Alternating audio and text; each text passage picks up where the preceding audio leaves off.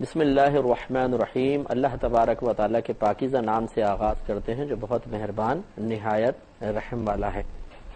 الحمدللہ 115 حدیثیں مکمل ہو چکی ہیں۔ 116 نمبر حدیث سے پہلے امام بخاری رحمۃ اللہ علیہ نے ایک باب قائم کیا ہے،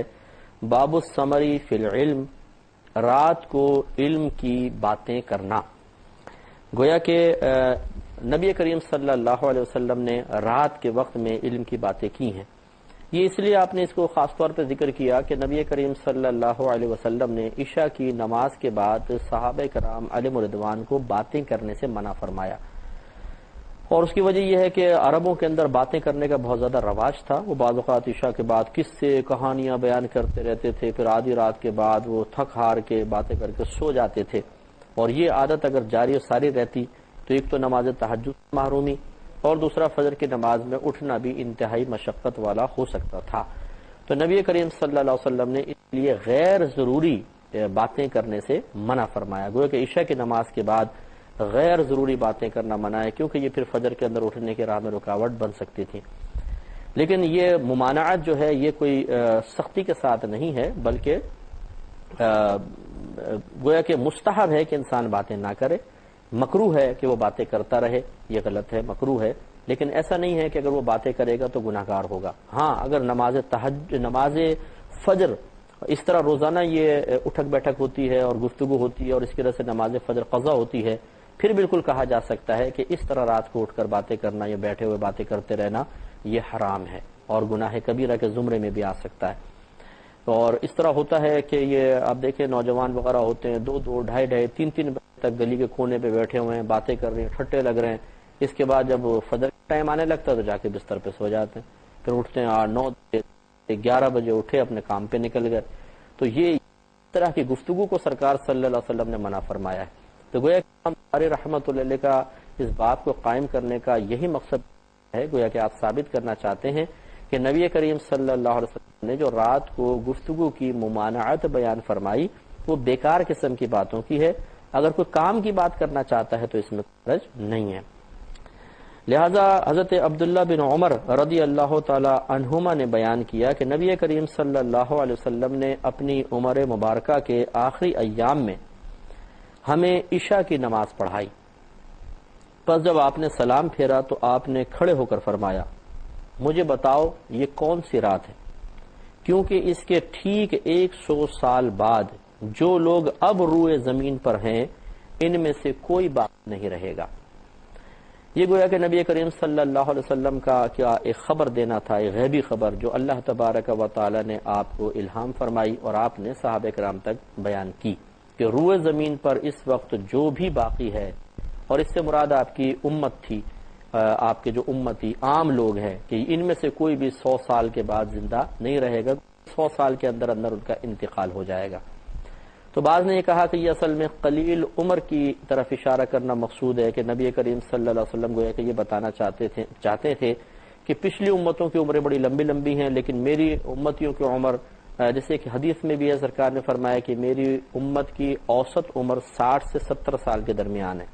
یعنی اکثر لوگ 60 سے 70 سال کے اندر بس دنیا سے رخصت ہو جائیں گے۔ تو 100 سال کو جو سرکار نے بیان فرمایا وہ کہنے کا مقصد یہی ہے کہ بس 100 سال سے کوئی کراس نہیں کرے گا، ان کی عمریں چھوٹی رکھی ہیں اللہ تعالیٰ نے، لیکن اجر و ثواب ہمارا زیادہ ہے، لیکن عمر کی طرف اشارہ کر دیا۔ یہ غیبی خبر دینا مقصود ہے کہ آج جو روئے زمین پر ہے یہ ایک غیبی خبر قبول کر لی جائے کہ 100 سال تک سب یہ دنیا سے رخصت ہو جائیں گے، کوئی باقی نہیں رہے گا۔ اور جب اس کی شرح کرتے ہوئے عام لوگوں کی قید بیان کر دی گئی تو معلوم یہ ہوا، اور روئے زمین تو سرکار نے خود بیان فرمایا، تو معلوم ہوا کہ حضرت عیسیٰ علیہ السلام، جیسے کہ ہم کہتے ہیں کہ زندہ آپ کو دنیا سے اٹھا لیا گیا ہے اور قرب قیامت کے وقت آپ کا نزول ہوگا، اس حدیث کی روشنی میں اس پر کوئی اعتراض نہیں ہوتا، کیونکہ آپ روئے زمین پر نہیں ہیں بلکہ آپ کو آسمان پر اٹھا لیا گیا۔ اسی طرح جمہور کے مطابق حضرت خضر علیہ السلام زندہ ہیں اور قیامت کے قریب آپ کا وصال ہوگا، تو وہ بھی چونکہ وہ اگرچہ روئے زمین پر ہیں لیکن وہ انبیاء علیہ السلام میں سے ہیں، نبی ان کے، جمہور اس پہ بھی ہیں، متفق ہیں کہ وہ اللہ کے نبی ہیں، تو اس لیے عام لوگوں کی قید سے پھر وہ خارج ہیں، کہ ان کو وہ مراد نہیں ہے، بلکہ صحابہ کرام اور جو سرکار کے امتی ہیں، چاہے وہ امت دعوت میں ہوں چاہے امت اجابت میں ہوں۔ امت دعوت سے مراد ہوتی ہے وہ کفار جو غیر مسلم ہے، اور امت اجابت مانے قبول کرنا، تو جس لوگوں نے آپ کی دعوت کو قبول کیا یعنی مسلمان، انہیں پھر امت اجابت کہہ دیتے ہیں، اور دوسرے باقی سب کو غیر مسلمین کو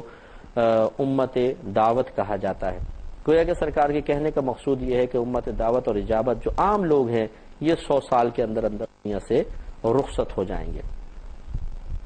تو یہ ایک غیبی خبر سرکار نے دی، اور اس سے آپ کی نبوت کا معاملہ اور زیادہ پختہ ہوتا ہے کہ نبی ہوتا ہی وہ ہے جو مستقبل کی غیب کی خبریں دینے کے لیے تشریف لاتا ہے، کیونکہ ہمیں غیب پر ایمان لانے کا حکم دیا گیا ہے، اور جب ہمیں غیب پتہ ہی نہیں ہوگا تو ہم اس پہ ایمان کیسے لائیں گے؟ کیونکہ ایمان یقین کا نام ہے، اور یقین اسی وقت حاصل ہوتا ہے جب شکوک و شبہات ختم ہو جاتے ہیں۔ یقین ایک ایسی قلبی کیفیت ہے جو شک کے زائل ہونے کے بعد قلب کو حاصل ہوتی ہے، شک کے زائل ہونے کے بعد۔ مثال کے طور پہ مجھے ایک آدمی ہلتا ہوا نظر آیا تو میں نے کہا یار شاید یہ فلاں ہے، شاید یہ فلاں ہے، شاید یہ فلاں، شک ہے، لیکن اچانک وہ میرے سامنے آ گیا تو میں پہچان گیا اچھا آپ تو فلاں ہیں۔ تو دیکھیں پہلے شک تھا، پھر آخر میں مجھے دیکھنے سے یقین حاصل ہو گیا۔ تو یقین قلب کی اس کیفیت کا نام ہے جو شک کے زائل ہو جانے کے بعد دل کو یا قلب کو حاصل ہوتی ہے۔ اس لیے نبی کریم صلی اللہ علیہ وسلم نے جو کچھ بیان فرمایا اس پر ہمیں یقین رکھنا ہوگا۔ تو اللہ تعالیٰ نے مومنین کی، متقین کی صفات یہی ذکر کی ہیں کہ وہ غیب پر ایمان رکھتے ہیں، یعنی غیب کا یقین رکھتے ہیں، اور یقینی سی بات ہے کہ وہ یقین اسی وقت حاصل ہوگا جب کسی ایسی ذات سے وہ خبر ہم تک پہنچے گی کہ جس میں شک کی گنجائش نہیں ہوگی،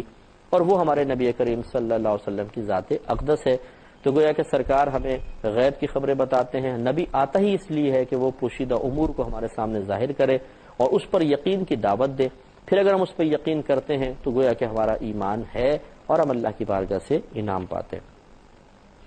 حدیث نمبر 117 پر کلام کریں گے، اسی باب کے تحت لے کر آئے ہیں۔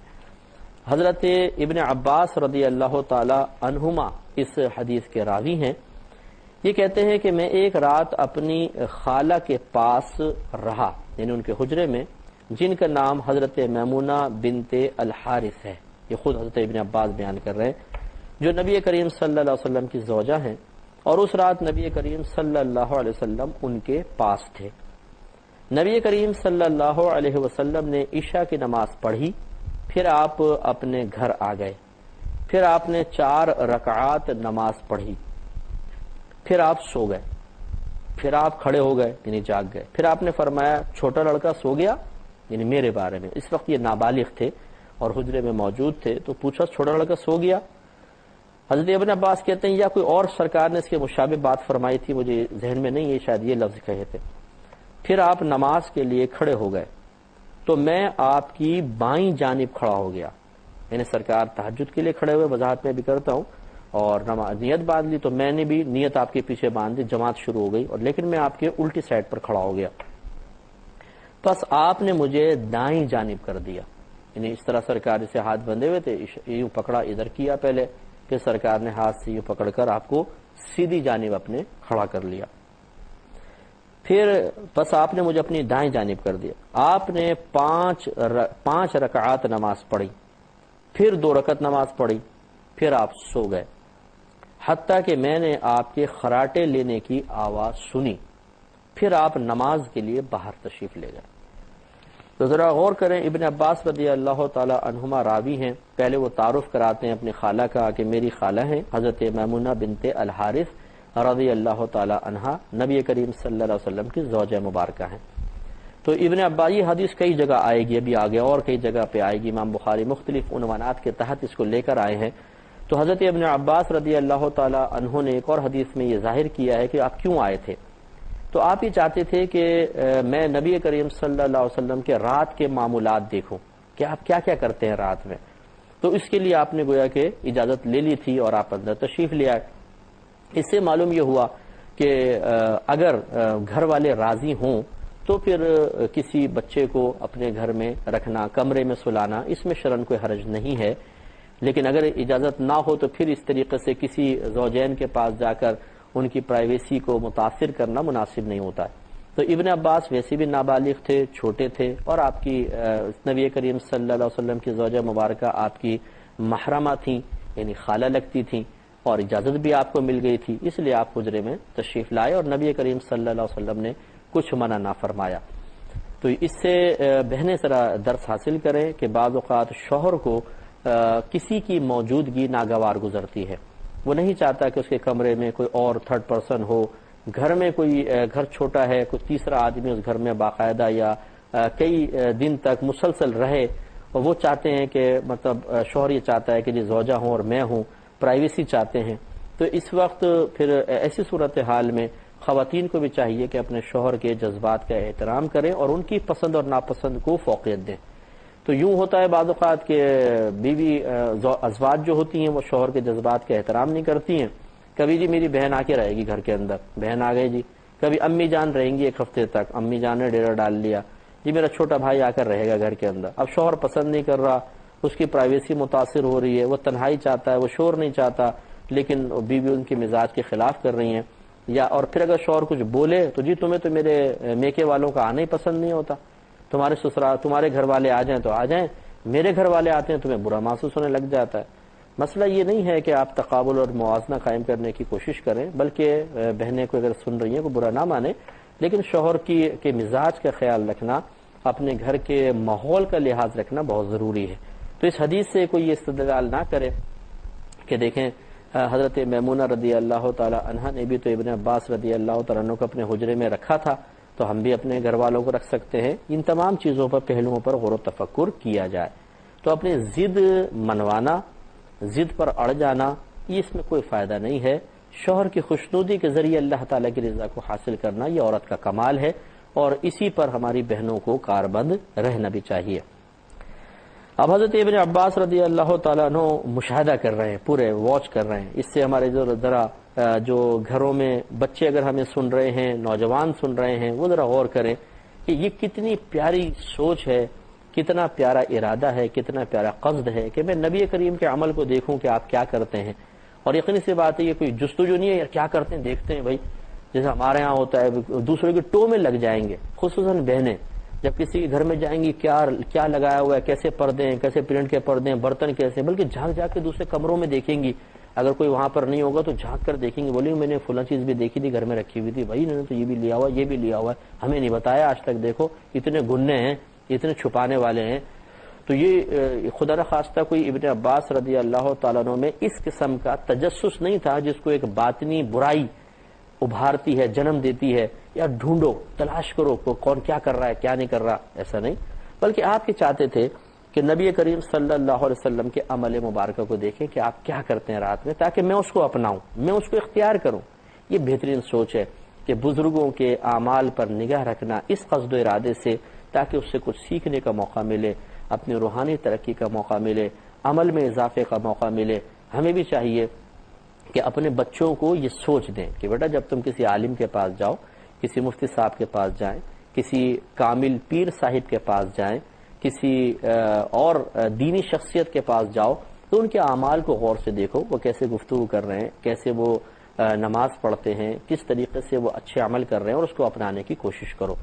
تو بزرگوں کے پاس اپنے بچوں کو لے کر جانا ویسے بھی صحابہ کرام علیہ رضوان کی سنت کریمہ رہی کہ وہ سرکار کی بارگاہ میں لائے۔ اسی کا اتباع کرتے ہوئے تابعین اپنے بچوں کو صحابہ کے پاس، پھر تبع تابعین اپنے بچوں کو تابعین کے پاس، اور پھر 1500 سال کے اندر آپ دیکھ لیجئے اٹھا کے کہ کثیر لوگ اولیاء اعظام کے پاس، علماء کے پاس، فقہا کے پاس اپنے بچوں کو لاتے تھے، تاکہ بچے ان کا مشاہدہ کر کے سیکھیں اور ان کی صحبت کی برکت سے فیض یاب ہوں، اور جو تجلیات، جو رحمتیں، جو برکتیں اللہ تعالیٰ کی طرف سے ان نفوس قدسیہ پر ہمہ وقت نازل ہو رہی ہیں، ان میں سے بچوں کو بھی حصہ ملے۔ تو اس لیے تربیت بچوں کی اچھی ہونی چاہیے۔ ابن عباس رضی اللہ تعالیٰ عنہ کی سوچ یہ ظاہر کرتی ہے کہ آپ کی تربیت بڑی اچھی اور نفیس انداز سے ہوئی تھی کہ آپ نے سرکار کے اعمال اور معمولات کو دیکھ کر کچھ سیکھنا چاہا تھا۔ تو کہتے ہیں کہ سرکار نے عشاء کی نماز پڑھی، اب یہ مشاہدہ کر رہے ہیں، پھر اپنے گھر میں تشریف لے آئے، پھر آپ نے 4 رکعت نماز پڑھی، 2 سنت پڑھی ہوں گی، 2 نفل پڑھی ہوں گی، اور وطر بھی نہیں پڑھے، آپ سو گئے۔ پھر آپ سو گئے، پھر آپ کھڑے ہو گئے اور آپ نے فرمایا چھوٹا لڑکا سو گیا کیا؟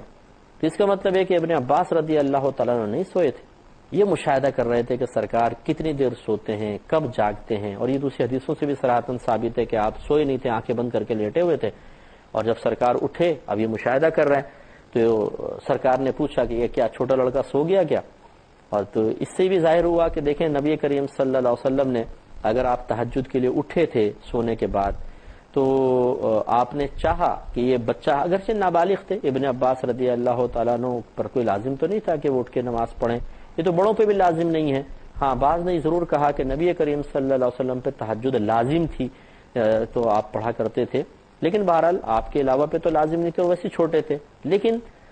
جب کوئی بچہ قریب ہو، بزرگ جو ہوتے ہیں وہ بچوں کو عادی بناتے ہیں، اس میں بھی ایک پیار ہے، محبت ہے، سختی شدت نہیں ہے۔ یہ کسی بزرگ سے ثابت نہیں کہ انہوں نے چھوٹے بچوں پر یا عام لوگوں پر نوافل اور مستحبات کے سلسلے میں سختی اور شدت کی اور ٹھونس دی اور مسلط کیا ہو مستحبات کو، اور انہوں نے عمل نہ کیا ہو تو ناراض ہو گئے ہوں اور ان کو اپنی محفل میں بیٹھنے کے قابل نہ سمجھا ہو اور ان پہ طنز کیے ہوں کہ سب لوگوں کی نگاہوں میں صرف مستحب کے ترک کی وجہ سے اس کو ذلیل کر دیا گیا ہو، ایسا کہیں ثابت نہیں ہے، اور یہ سب کا سب خلاف شرع ہے۔ تو لہٰذا نبی کریم صلی اللہ علیہ وسلم نے اسی لیے ہلکی سی آواز سے پوچھا کہ چھوٹا لڑکا سو گیا؟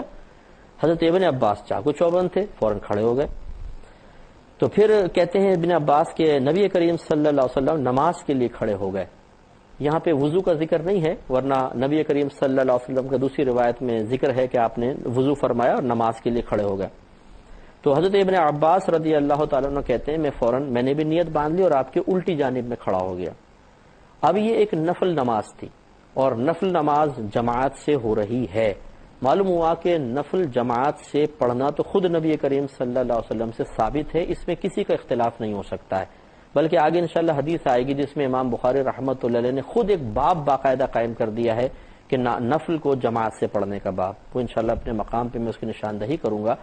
تو نفل جماعت سے پڑھنا تو منع نہیں ہے، لیکن کہیں اس طرح ثابت یقیناً نہیں ہے کہ نبی کریم نے باقاعدہ نوافل کی جماعت کے لیے دعوت دی ہو کہ جی آئیے نوافل کی جماعت ہو رہی ہے اور سب آ جائیں جماعت سے نماز پڑھیں، ایسا نہیں ہے۔ اچھا صرف یہ کہ ابن عباس سے ثابت نہیں، آگے اور ابھی حدیث آئے گی انشاءاللہ جس میں کثیر صحابہ نے سرکار کے ساتھ نفل نماز میں شرکت کی ہے۔ لیکن اصل جو مختلف فی مسئلہ ہے وہ یہی ہے کہ کیا باقاعدہ دعوت دے کر لوگوں کو نوافل کے لیے جمع کرنا اور پھر جماعت قائم کرنا وہ صحیح ہے کہ نہیں۔ تو چونکہ یہاں ذکر آ گیا تو میں ضمناً اس مسئلے کو بھی لے لیتا ہوں کہ فقہائے اسلام نے جو علماء متقدمین تھے، پہلے زمانے کے تھے، انہوں نے نفل کو جماعت سے پڑھنا مکروہ قرار دیا، لیکن مکروہ تحریمی نہیں، مکروہ تنزیہی،